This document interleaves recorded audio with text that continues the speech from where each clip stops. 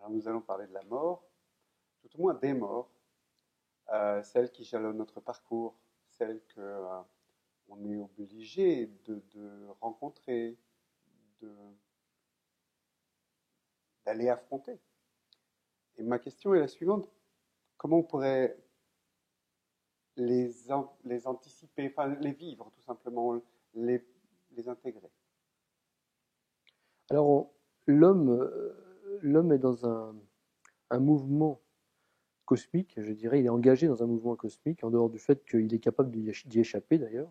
Il n'est pas nécessairement prisonnier, mais en tout cas, l'homme ordinaire en est prisonnier. Et dans ce mouvement cosmique, il y a ce qu'on pourrait prendre pour des répétitions.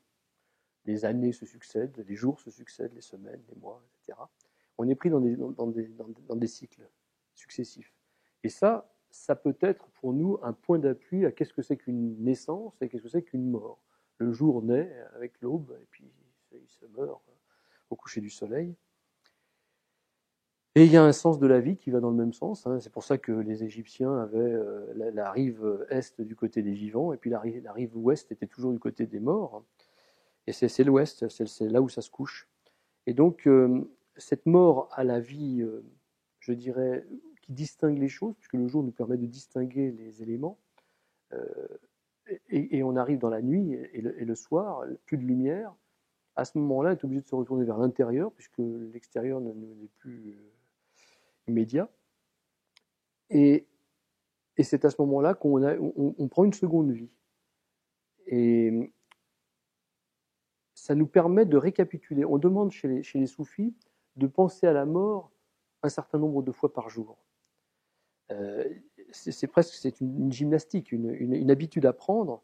Alors évidemment, si ça prend que comme une habitude, c'est un risque de faire du ritualisme pour le ritualisme.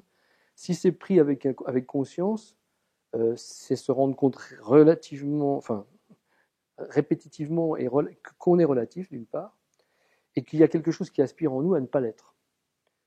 Et donc on s'aperçoit au bout du compte, et c'est ce qui nous stimule, c'est que la mort n'est pas une fin. La mort, c'est un passage pour une nouvelle vie, puisque chaque matin, le soleil se relève, heureusement, jusqu'à présent en tout cas.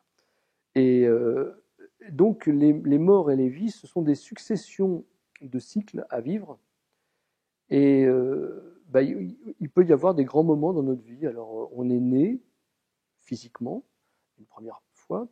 Ensuite, on peut naître parce qu'on prend à 7 ans cet âge de raison qui nous permet de participer au rite, par exemple, et on va naître comme un bon croyant.